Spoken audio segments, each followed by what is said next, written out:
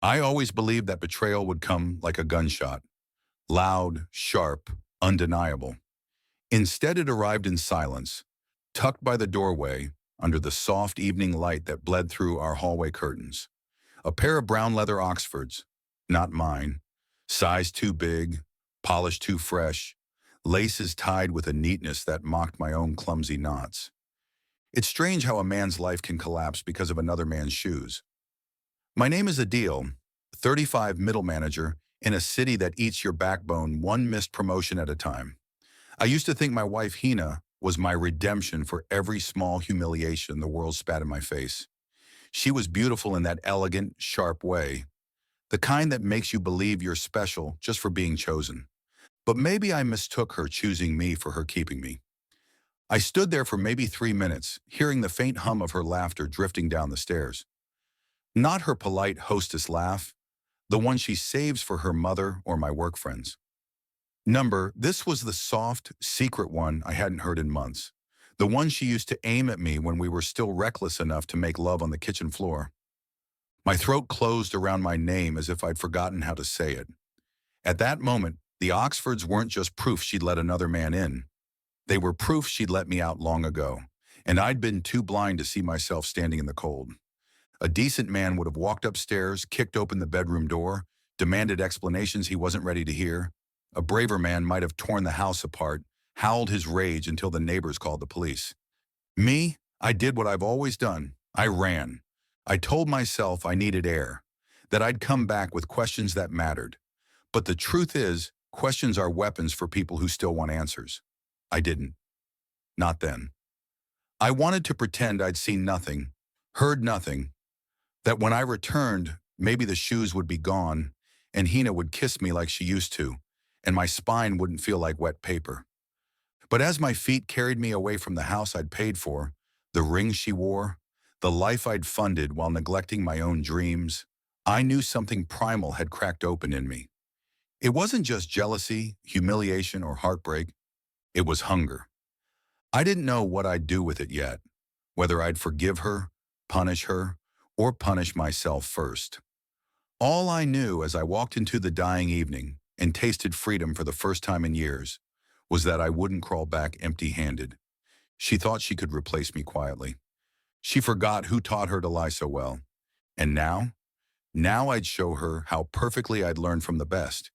It's remarkable how a man can lie to himself long enough to survive. I spent that first night at a cheap hotel, curtains drawn so tight the streetlights couldn't judge me. The room smelled like stale cigarettes and cleaning bleach. I sat on the edge of the lumpy mattress, fully clothed, staring at my phone. 12 missed calls from Hina, 3 voice messages. I didn't listen. Her words had already lost their currency. She must have heard the front door open, the hesitant click of it shutting behind me. She knew I'd seen the shoes. The truth was a ghost we'd both learned to ignore. Until now. Around midnight, the first text came in. Hina, where are you? Come home. It's not what you think. I laughed. Not what I think. She didn't know what I thought. Not anymore. She thought I was the same docile fool who'd fund her whims, buy her designer bags, drown in overtime to keep her bored heart entertained.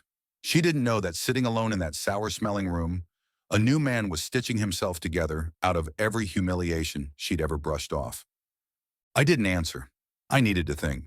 For years, I thought her distance was my failure, my long hours, my dull routine, my predictable softness. She'd stopped wearing my favorite perfume, stopped touching me when she thought I was asleep, and each time I'd beg her with small, desperate offerings, new jewelry, weekend getaways, empty apologies for sins I hadn't even committed. It had never been about me. It had always been about her. By dawn, I'd decided I wouldn't confront her yet. Direct conflict would just hand her control. Tears, excuses, all weapons she wielded better than I could counter. No, I'd gather proof, quietly, patiently. If she wanted another man's shoes by the door, then I'd learn to walk in them. I checked our joint accounts. In the last 3 months, she'd withdrawn large sums under the excuse of redecorating. New furniture, she'd said. I hadn't questioned her. Why would I? She was my wife. But as I traced the trail, hotel receipts, dinners I never attended, a jewelry store purchase in another city. The betrayal widened like a mouth ready to swallow me whole. It wasn't just infidelity, it was a fraud. Hina had always been clever. She knew I'd sign anything if she smiled first. Power of attorney documents buried in stacks of mortgage renewals. Small print I never read because trust makes you stupid. She wasn't just cheating on me. She was positioning herself to leave me broke, humiliated, disposable. And the other man?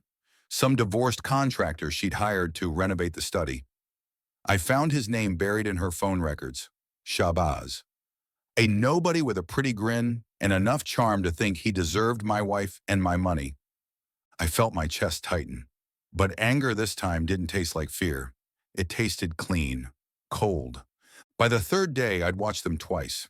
I parked 2 houses down, engine off, eyes locked on the bedroom window that once framed her silhouette beside mine. She opened the blinds just enough for sunlight, but not enough for the neighborhood to see. She thought she was smart. I watched Shabazz arrive in the middle of the day, carrying grocery bags like a dutiful husband. I saw her pull him inside before he could even knock. I saw him kiss her neck in the hallway, where our wedding photo used to hang. Each time I thought about storming in, I forced myself to remember, immediate revenge is cheap. Real revenge is precise.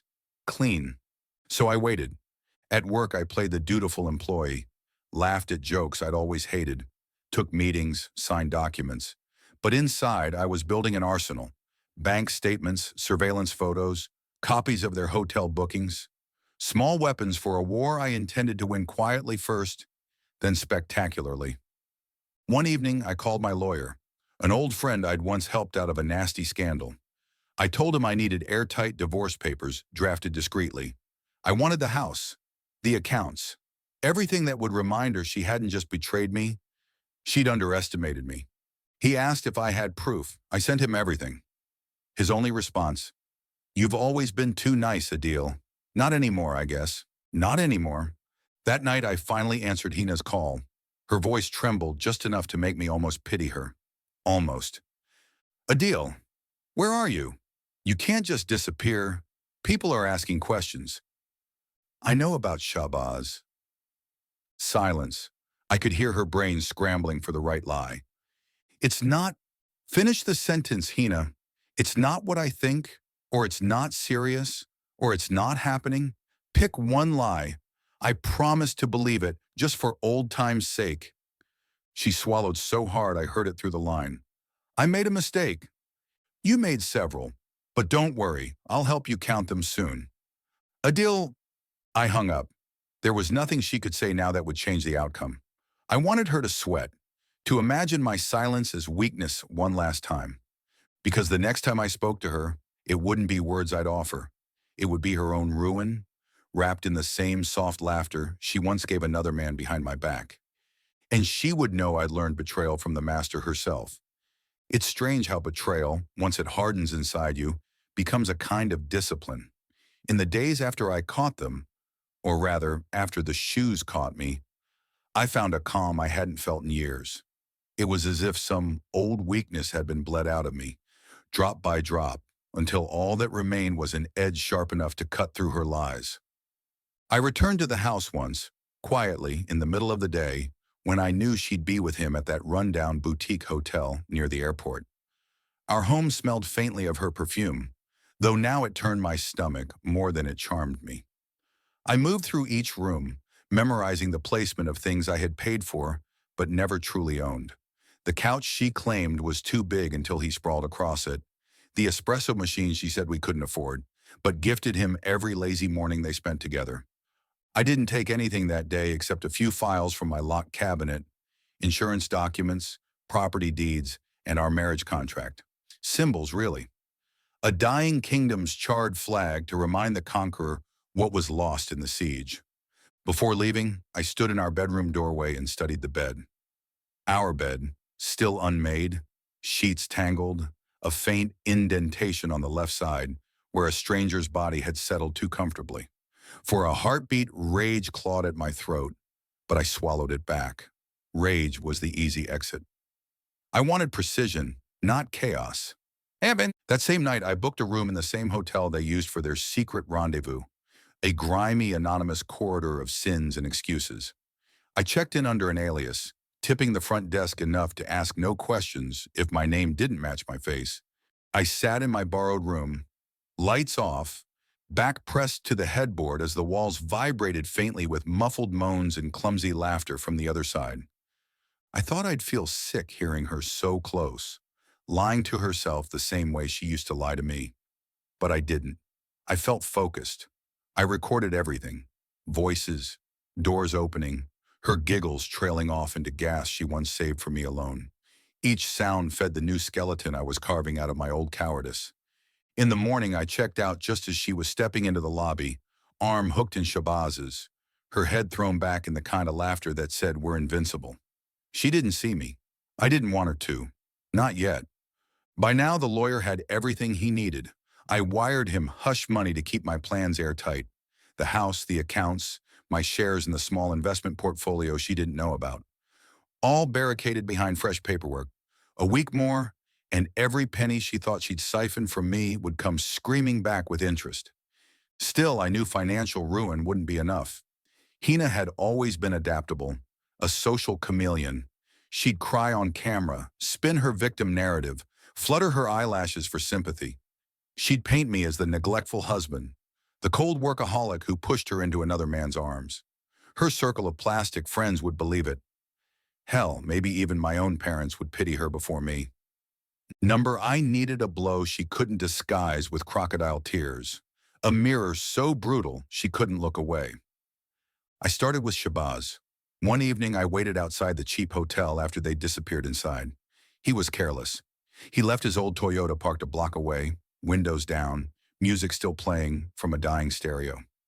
I slipped behind the wheel, popped open his glove compartment, and found exactly what I hoped for. A pay stub from his construction gig, a fake business card with a fake title, and an engagement ring box tucked under a pile of unpaid parking tickets. The audacity nearly made me laugh out loud in the dark. He wasn't just using her. He was planning to trade her for a new benefactor the second my money dried up. Perfect. I didn't vandalize his car, no threats scribbled in spray paint, nothing dramatic. Instead, I sent him a message. Anonymous, polite. "She's married. Be careful who pays for your meals." Attached, a single photo of his car outside the hotel, time-stamped. No demands, no signature, just an invisible hand squeezing the back of his neck. 2 nights later, Shabazz didn't show up. She waited for him in that same lobby for over an hour, pacing in circles like a house cat locked out in the rain.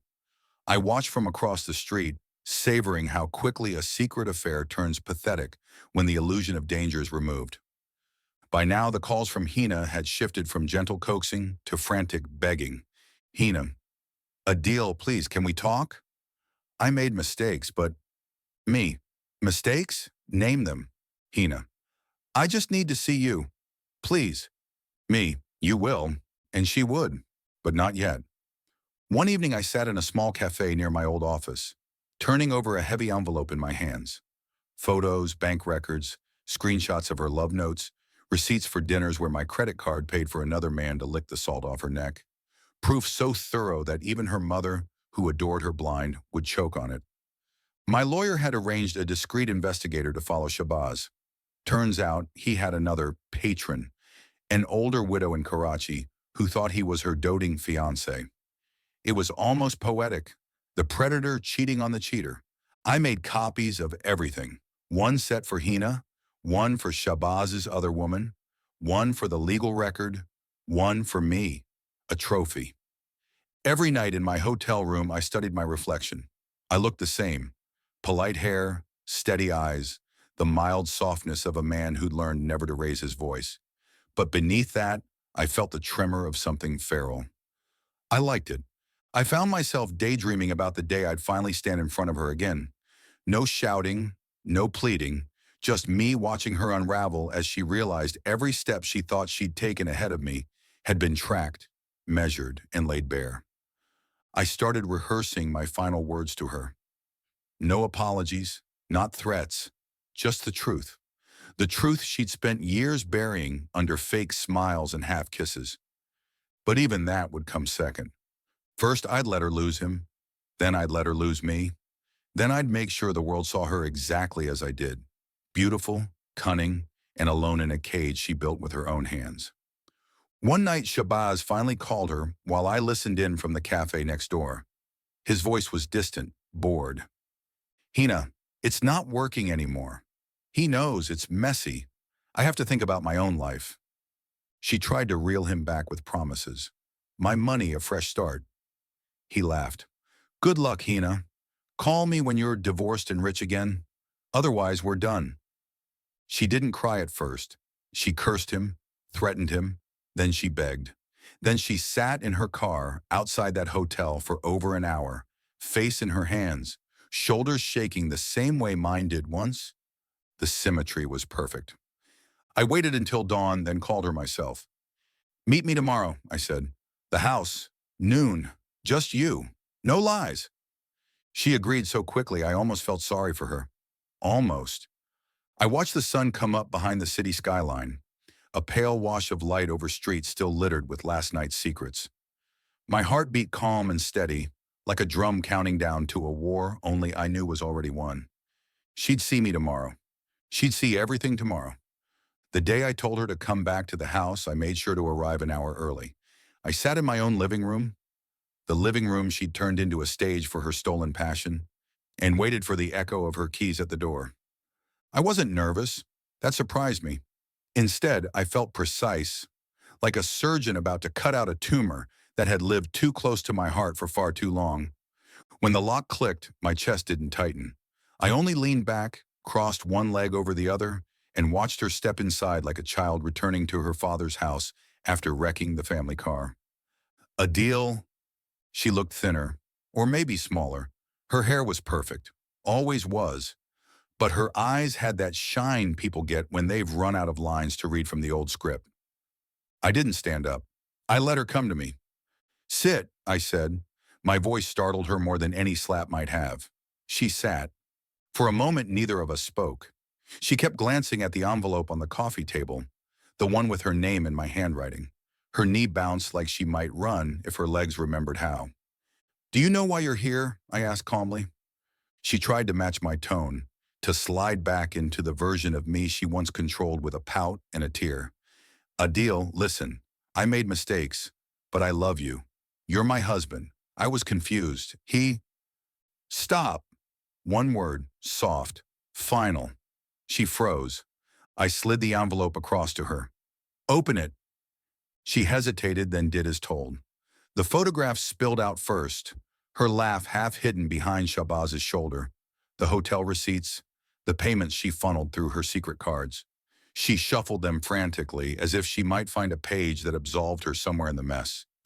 You think this makes me a villain, she whispered, voice cracking on the word villain. No, I said.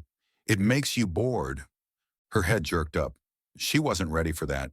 She'd expected rage, maybe tears, a man on his knees begging to know why. But I'd killed that man weeks ago. I didn't come here to fight, Hina, or to forgive you. I came to watch you see yourself the way I see you now, and I want you to understand exactly what happens next. I leaned forward. Her breath caught when she saw the smile on my lips, the smile she used to own. I'm divorcing you. The house stays with me. The accounts too. Your signatures don't work anymore. You'll get your legal share. No more, no less. The rest goes into a trust for my future, not yours. She sputtered, a practiced tear sliding down her cheek. You can't. I can. And I have. I flicked my phone screen. My lawyer's confirmation email glowed like a blade under moonlight. The paperwork is filed. By next week, you're free, and so am I. For a second, her mask cracked. The panic behind her eyes was raw and honest. It thrilled me. And Shabazz? I asked, tilting my head. Does he still answer your calls? She flinched like I'd struck her. She didn't answer. Here's what's left for you, Hina. Your name, your lies, and your debt. Good luck selling that to anyone else. The power shifted so completely I felt almost weightless. For the first time in years, I saw her as she truly was. Desperate, cunning, fragile. And none of it touched me anymore. She stood suddenly as if her legs might carry her somewhere safer. I can explain, I laughed, quietly, kindly. The sound made her step back. Don't. Keep the story for someone who still cares. Maybe your mother. Maybe the next fool who thinks your perfume means loyalty. She opened her mouth. I closed it. I opened it again. No words came. Goodbye, Hina. I stood then, stepping past her toward the door. She grabbed my arm weakly. Her fingers that once traced my face now clung like a dying thing to my sleeve. Adeel, what am I supposed to do now? I looked down at her hand, then at her eyes. Wide and wet, the same eyes that once convinced me I wasn't enough. I smiled again, warmer than she deserved. Live, Hina. Live exactly like you taught me to. Alone. I pulled free. I walked out. Didn't look back. On the street, the sun was so bright it almost blinded me. But I didn't squint. I breathed it in. The betrayal hadn't killed me. It had stripped me clean. And in that raw skin under the sunlight, I found a man I could stand to be. Tomorrow the world will know her truth. But today it was enough that she did. I left her standing in the house we once called ours. I didn't slam the door. I didn't glance back through the window to watch her crumple in the place where she had once danced barefoot to my laughter. That version of me, the man who lingered on his own pain, had died the moment I refused to beg for an apology. Outside, the city was alive with an honesty I had never noticed before. Horns blared without shame. Beggars rapped on car windows with defiant palms. Fruit vendors yelled prices so loud the wind carried them halfway to the mosque. Life, unpolished and unapologetic. I drank it like a man starved of oxygen.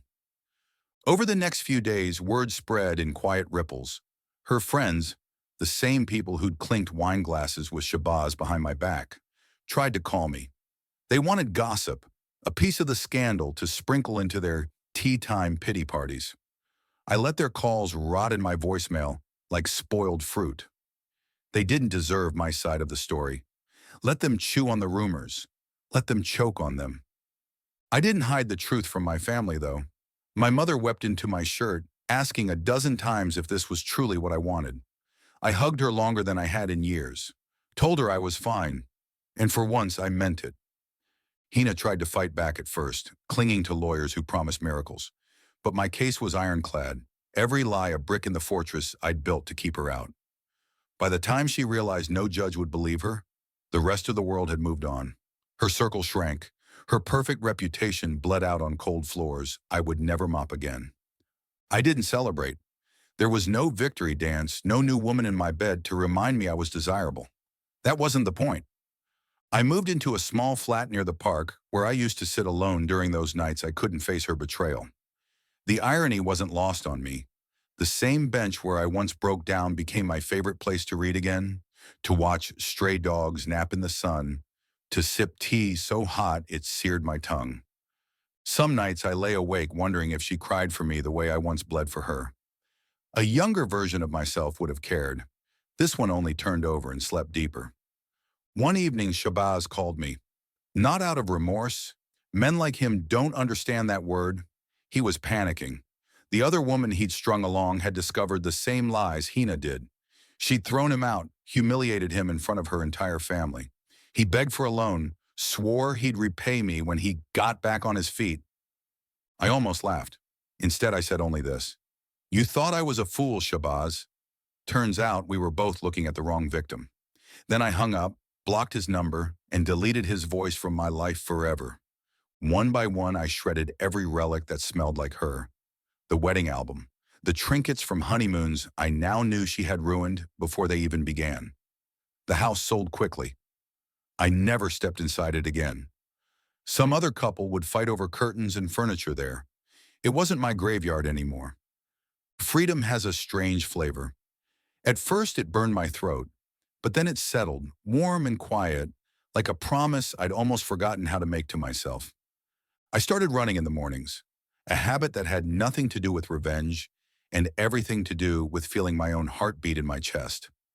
I switched jobs, moving to a smaller firm where no one knew my story, where I was just Adeel, good at what he did, punctual, unremarkable. I liked it that way. Anonymity tasted like a new life.